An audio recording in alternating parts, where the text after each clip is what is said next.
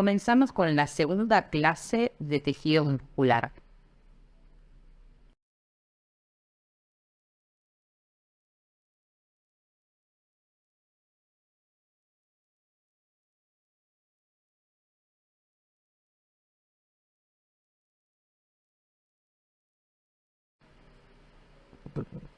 La clase anterior habíamos visto la estructura de una célula muscular esquelética.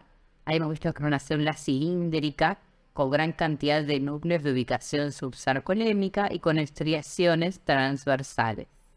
Hoy vamos a ver la célula muscular cardíaca. Claramente es una célula más corta y ancha, ramificada, con un núcleo, puede haber dos, de ubicación central. Y también vamos a ver la zona muscular lisa, que tiene forma fusiforme o ausada, es decir, que termina en puntas más delgadas, con un núcleo único y central. Esta célula no presenta estriaciones transversales.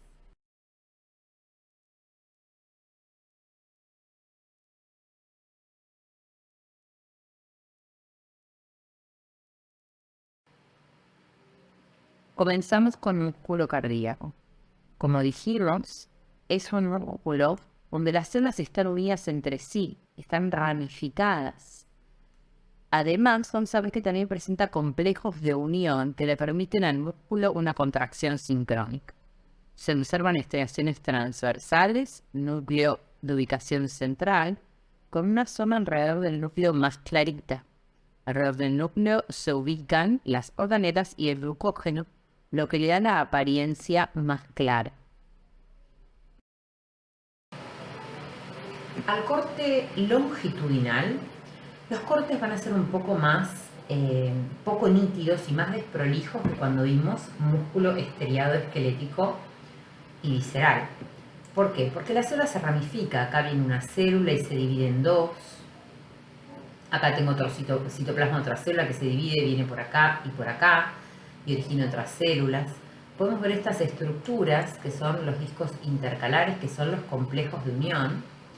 Podemos ver estas rayitas transversales, que son las estriaciones transversales.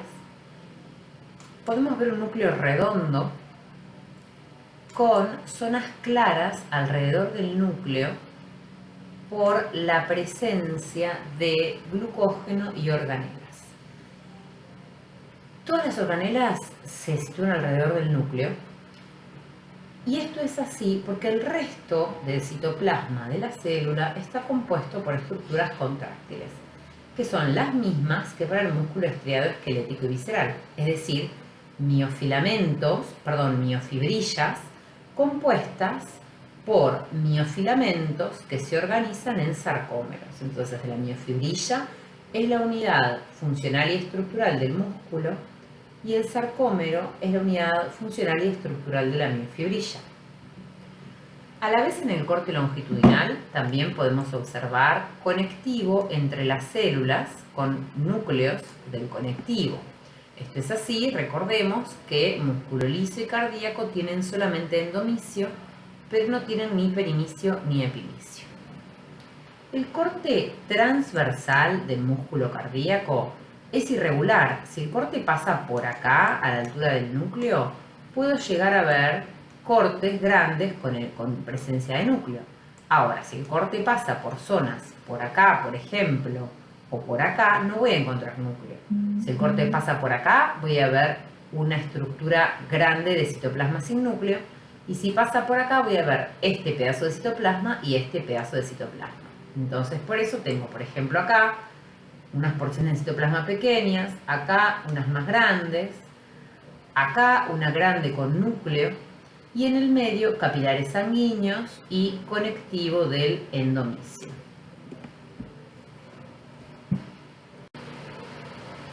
Bien, ¿cómo es la estructura de esta célula?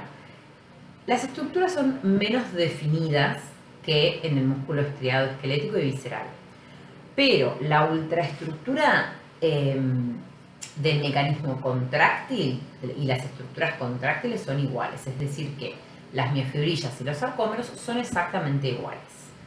Acá tenemos, por empezar, un núcleo de ubicación central. Tenemos mitocondrias, gran cantidad, y retículo sarcoplasmático, que era el endoplasmático liso, que acá se ve ejemplificado en amarillo. Tiene un desarrollo menor que en el músculo estriado esquelético. Y además no forma dos cisternas a cada lado del túbulo T, sino que forma una sola, es decir, que va a tener una díada en lugar de una tríada. Acá tenemos el sarcolema, al igual que el músculo estriado esquelético, que envía invaginaciones en profundidad de la célula, que son el túbulo T, y esto permitía llevar la despolarización en profundidad de la célula. Todo esto acidófilo son miofibrillas. Acá las tenemos a las miofibrillas.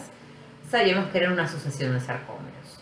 El sarcómero iba de línea Z a línea Z. Teníamos en el centro la banda A o banda oscura y a los costados la banda I o banda clara.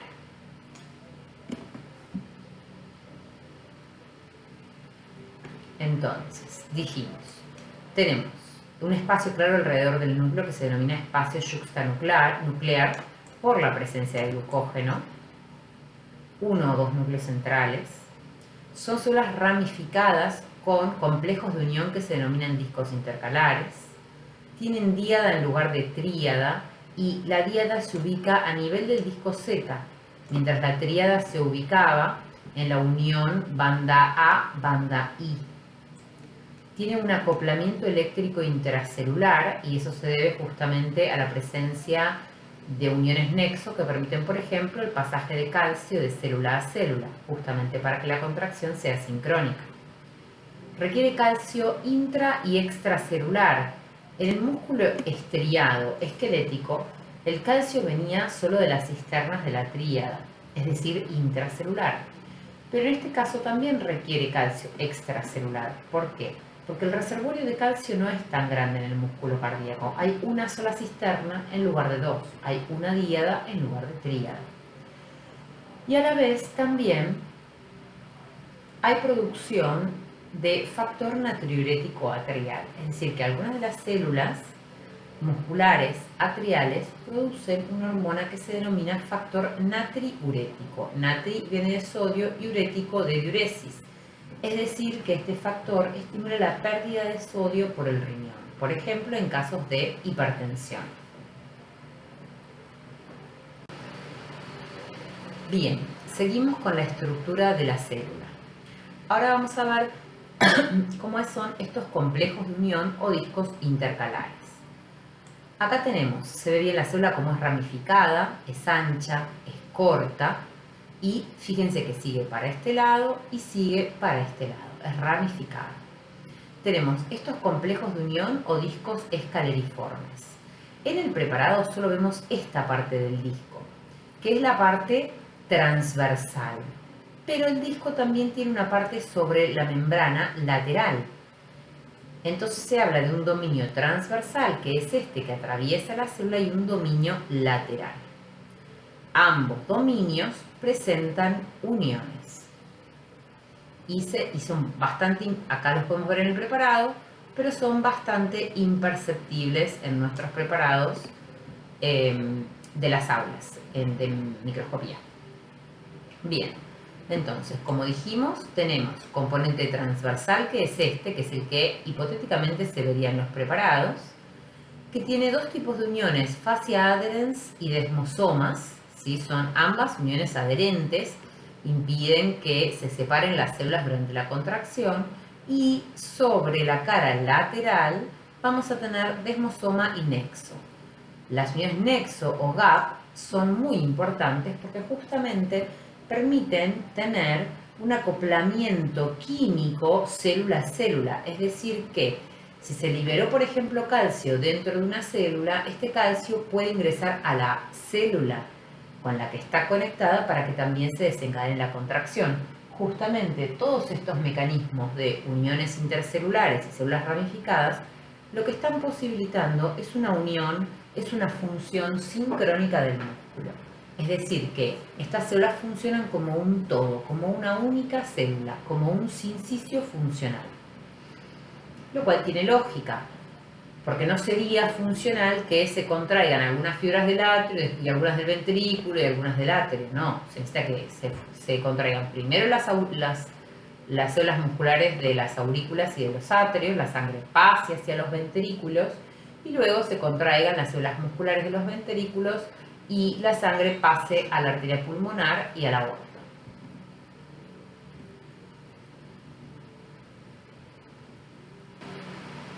Bien, acá volvemos a tener la estructura de la célula muscular y vamos a reparar en la estructura de la díada, ¿sí? Acá tenemos el núcleo, todo esto son miofibrillas formadas por sucesión de sarcómeros. Acá tenemos el sarcolema, que dijimos que era membrana plasmática más lámina externa, que formaba invaginaciones que se ven acá y acá. Estas invaginaciones ingresan abrazando las miofibrillas. Y acá en azul vemos el retículo sarcoplasmático menos desarrollado que en el estriado esquelético, formando una cisterna al costado del túbulo T, por eso hablamos de díada. También dijimos, fíjense que acá se puede apreciar la línea Z un poquito, y es que el túbulo T se ubica sobre la línea Z, a diferencia del músculo estriado que se ubicaba a nivel de banda A, banda I.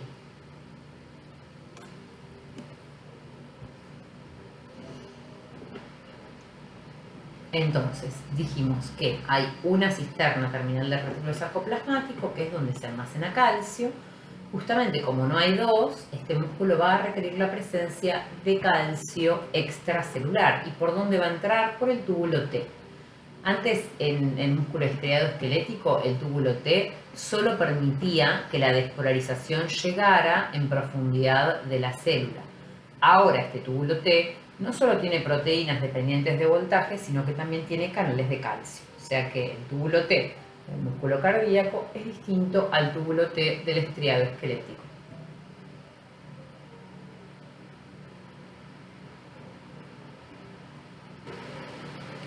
Bien, la contracción muscular, exceptuando esta diferencia del ingreso de calcio desde el espacio extracelular, es igual al músculo estriado esquelético. ¿A qué nos referimos?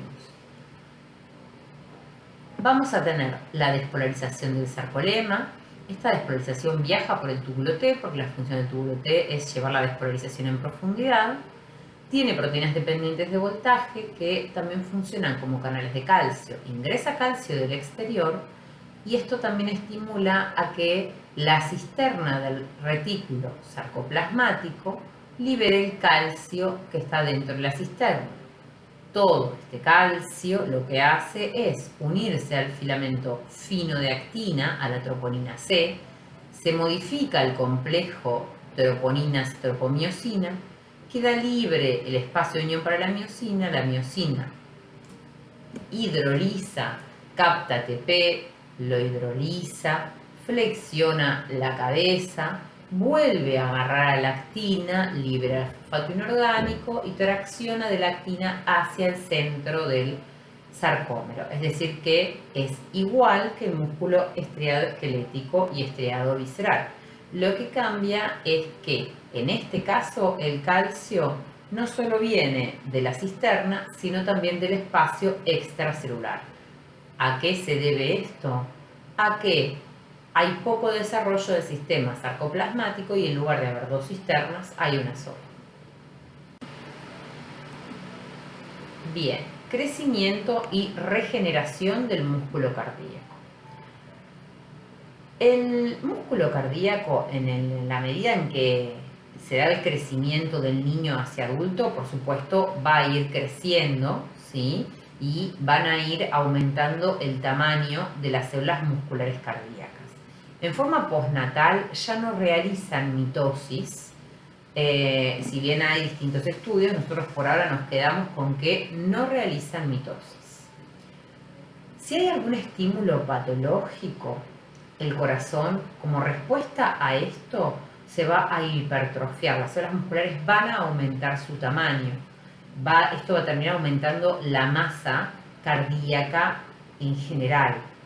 Esto puede llevar posteriormente a infartos. ¿Por qué?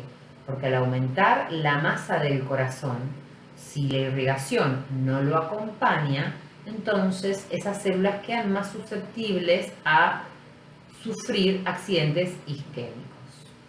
O sea que el músculo tiene una capacidad de crecimiento que se da por aumento del tamaño de la célula y no por mitosis. En caso de que las células mueran, por ejemplo, porque en efecto hubo una isquemia, un infarto, la regeneración no es posible. No se pueden regenerar estas células musculares cardíacas, entonces se reemplazan por tejido conectivo o cicatrizal. Lo mismo que pasaba si la lesión la sufría el epitelio en una gran extensión o el músculo estriado esquelético. Acá tenemos todo esto, es tejido muscular cardíaco, y esto más clarito, el conectivo siempre se ve acidófilo más clarito y el músculo acidófilo más fuerte. Todo esto es conectivo que está reemplazando donde antes había células musculares cardíacas.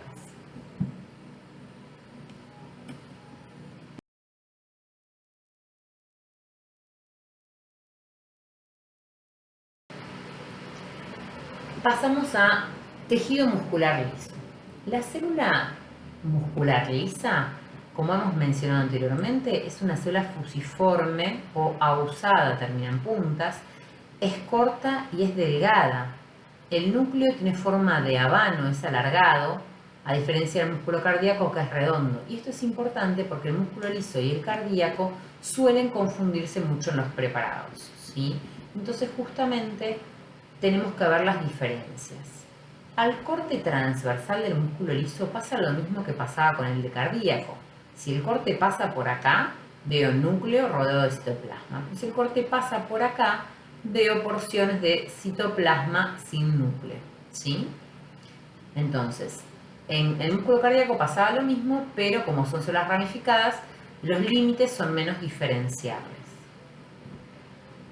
La contracción del músculo cardíaco se dice por achicharramiento de la célula. La célula se comprime y se achicharra.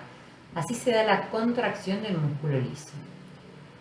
Tiene similitudes con el músculo cardíaco, núcleo central, por lo general único, y también tiene uniones intercelulares. En este caso, en el músculo liso, solo uniones nexo.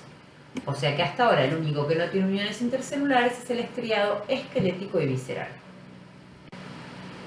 Entonces, acá tenemos los cortes del músculo liso, donde tenemos el corte longitudinal, vemos la célula alargada, con el núcleo alargado que parece un habano, ¿sí? Si el corte transversal pasa por acá, vemos sectores con presencia de núcleo, y si el corte pasa por acá donde no hay núcleo, vemos todas estas vesículas de citoplasma sin núcleo. Corte longitudinal, corte transversal. Bien, ¿qué características tiene esta célula? Dijimos que son células fusiformes y ausadas, que el núcleo es ovalado en forma de habano. También, al igual que en el músculo cardíaco, las organelas están en los polos del núcleo. El resto del citoplasma tiene presencia de estructuras contráctiles, ¿sí? De miofilamentos. Dijimos que, al igual que el músculo cardíaco, tiene uniones nexo. No hay placa neuromuscular, ¿sí? Porque no hay un contacto directo entre, por ejemplo, un terminal nervioso y una célula. Por ejemplo, lo vemos acá. Acá está el terminal axónico de una neurona y no contacta directamente con la célula. Libera el neurotransmisor difunde, estimula, hace una despolarización de esta membrana, y esta despolarización es transmitida a la otra célula y a la otra célula porque están todas unidas entre sí. Entonces no hay un contacto directo del terminal axónico con la célula muscular, sino que el neurotransmisor difunde, estimula una célula, y este estímulo se transmite al resto de las células porque, como dijimos, están unidas porque, al igual que el músculo cardíaco, la contracción es sincrónica. Tampoco tenemos complejo de troponinas como en el músculo estriado, ni C, ni T, ni I, pero va a haber otras proteínas que van a cumplir con las funciones de las troponinas, y vamos a tener que saber cuáles son estas proteínas que reemplazan a las troponinas. Y también tenemos presencias de caveolas en el músculo liso que no están ni en el esquelético ni en el cardíaco. Estas caveolas son estas depresiones en el sarcolema de la célula que serían similares al túbulo T y se asocian a cisternas del retículo sarcoplasmático o endoplasmático liso. O sea que básicamente el complejo caveola retículo sarcoplasmático viene a imitar a la díada o a la tríada, ¿sí? ¿Por qué? En realidad más que nada viene se puede comparar con la díada. ¿Por qué? Porque la caveola es una zona donde, al estar en contacto con el retículo sarcoplasmático, cuando la membrana se despolarice, la despolarización va a pasar por el sarcolema, va a llegar a la caveola, y la caveola está en contacto con el retículo sarcoplasmático, entonces va a estimular el retículo sarcoplasmático. Pero a la vez, la caveola tiene canales de calcio, entonces va a permitir el ingreso de calcio dentro del citoplasma, y también al haberse estimulado el retículo sarcoplasmático, también se libera calcio desde el retículo sarcoplasmático. Por eso es que se parece a la díada, porque la díada tenía un túbulo T que llevaba la despolarización en profundidad de la célula y a lo largo de la cisterna del retículo sarcoplasmático, y también permitía el ingreso de calcio desde el exterior. Acá la caveola hace lo mismo. Lleva la despolarización hacia el retículo sarcoplasmático y permite el ingreso de calcio desde el exterior. Entonces, al igual que el músculo cardíaco, el músculo liso requiere calcio intra y extracelular. ¿Por qué? Por la misma razón que en el músculo cardíaco, porque los reservorios que hay en el retículo sarcoplasmático son pocos, porque el retículo sarcoplasmático está poco desarrollado. Bien. ¿Qué pasa con los filamentos? También tenemos filamentos finos y gruesos en el músculo liso, al igual que en el músculo estriado. Lo que pasa es que hay ciertas diferencias. Los filamentos finos son de actina, como los vemos acá, la doble hélice de actina, rodeada y mantenida en posición por la tropomiosina. Pero no tenemos troponinas. En su defecto vamos a tener caldesmona y calponina, que lo que hacen es imitar a lo que sería la troponina I. La troponina I, si recordamos, inhibía el sitio de unión para la miosina. Bueno, ahora la caldesmona y la calponina, que están unidas a la actina, bloquean el sitio de unión para la miosina. Pero claro, en el músculo estriado teníamos a la troponina C que se unía al calcio. Acá no vamos a tener una troponina C, acá vamos a tener una calmodulina, una proteína que se une al calcio, pero que no va a ser la troponina C y tampoco va a formar parte de los filamentos finos. Después tenemos los filamentos gruesos, compuestos por miosina 2. Acá lo que cambia es la disposición de las cabezas de miosina, porque la miosina 2 es igual, es decir que puede presentar alguna diferencia, pero no vamos a hacer hincapié en eso. Pero sí teníamos 2 cadenas pesadas con cabezas globulares y 4 cadenas livianas, 2 ligeras y 2 reguladoras. Ahora, hay cabezas todo a lo largo del filamento. En el músculo estriado teníamos cabezas en un polo, cabezas en el otro polo y en el medio no había cabezas. Acá tenemos cabezas en toda la longitud del filamento grueso. A esto se le denomina disposición polar lateral.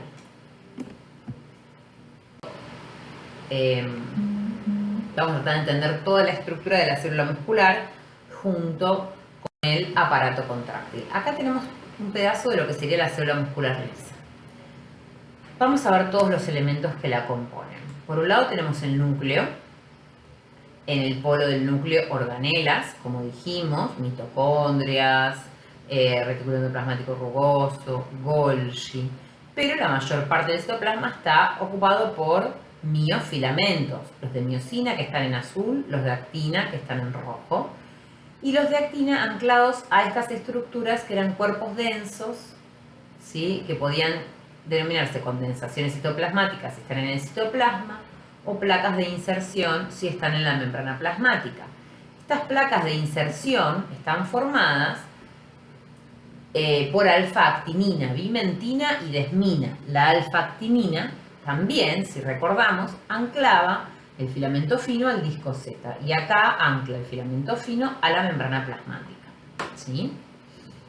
Bien, ¿qué más podemos observar en este dibujo? Podemos observar las cavéolas, que son estas depresiones del sarcolema, en contacto con el retículo sarcoplasmático. Entonces acá tenemos todos los elementos de la célula muscular, del músculo liso. Todos estos estímulos, todos estos diversos estímulos, van a generar un aumento de la concentración de calcio intracelular. Es el aumento de la concentración de calcio intracelular la que va a desencadenar la contracción muscular. Entonces, volvemos a mencionar esto. Dijimos que tenemos un estímulo del sarcolema, puede ser químico, hormonal, eléctrico. Este estímulo es una despolarización y esta despolarización se transmite a la cavéola. La cavéola permite el ingreso de calcio desde el exterior. Este aumento de calcio estimula a que el retículo sarcoplasmático también libere calcio. Este aumento de calcio es captado por una proteína, la calmodulina, homóloga a la troponina C, solo que la troponina C forma parte del filamento fino y la calmodulina no. La calmodulina y el calcio forman el complejo calcio-calmodulina. Este complejo calcio-calmodulina se va a unir a una quinasa de la cadena ligera de la miosina. Es una quinasa o sinasa. Su función es fosforilar. Ahora tengo el complejo activo, calcio-calmodulina quinasa. ¿Qué hace este complejo? Fosforila a la cadena reguladora de las cabezas de miosina. Si recordamos, la miosina 2 estaba formada por 2 cadenas pesadas y 4 livianas. De esas 4 livianas, 2 eran reguladoras y 2 eran esenciales. Las dos cabezas reguladoras son las fosforiladas, es decir, que se le agrega un fosfato por medio de este complejo calcio-calmodulina quinasa. Y ahí la miosina se activa y pasa de su conformación inactiva y circular a su conformación activa y lineal. Una vez que tiene su conformación activa y lineal, la cabeza de miosina se une a su sitio de unión en la actina y tracciona de la actina. Cuando ocurrió este proceso de contracción, pasamos al proceso de relajación. Para la relajación, la miosina tiene que volver a su estado lineal. De eso se encarga la fosfatasa, que saca este grupo fosfato que le agregó la quinasa, se lo saca, es una fosfatasa, y ahí la miosina vuelve a su conformación circular o inactiva. Esta contracción del músculo liso está regulada por la concentración de calcio. ¿Por qué? Porque la concentración de calcio es la que va a activar a la quinasa. Y posteriormente la fosfatasa es la que va a desfosforilar la cabeza de miosina para inactivarla. Hay otro mecanismo menos conocido y menos importante de la contracción del músculo liso, que es este es el mecanismo dependiente de miosina, que es el que acabamos de ver, pero también está el mecanismo dependiente de actina, donde están involucradas la caldesmona y la calponina. La caldesmona y la calponina son proteínas que serían homólogas a la troponina I. Entonces, ¿qué hacen la caldesmona y la calponina? Bloquean el sitio de unión para la miosina en la actina. Son proteínas del filamento fino, ¿sí? De la actina. Y bloquean el sitio de unión para la miosina. Y cuando aumenta la concentración de calcio, esta caldesmona y calponina se corren y dejan libre el sitio de unión para la miosina, justamente para que la miosina se una a la actina y traccione de la actina. Este es el mecanismo contráctil del músculo liso. Entonces, esta es la célula relajada y esta es la célula contraída. Cuando la miosina tracciona de las actinas y las actinas están fijadas a la membrana plasmática, la célula se achicharra o se contrae. Bien. Crecimiento y regeneración de este músculo. En este caso, es el único músculo, el músculo liso, que puede crecer y regenerarse porque puede llevar a cabo tanto la hiperplasia como la hipertrofia. La hiperplasia es el aumento de la cantidad de células, es decir, mitosis. Es el músculo que sí realiza mitosis celular. Y la hipertrofia es el aumento del tamaño de las células, lo cual tiene lógica. Si pensamos, por ejemplo, en un útero en una mujer no gestante es pequeño. En cambio, a los 8 meses de gestación, ese útero es enorme y está albergando a un ser vivo. Entonces, lógicamente, la célula no puede agrandarse tanto como para contener a un niño. Lógicamente, el útero tuvo que aumentar la cantidad de células. Bien, espero que la clase haya sido clara. Cualquier duda nos ven en las clases prácticas.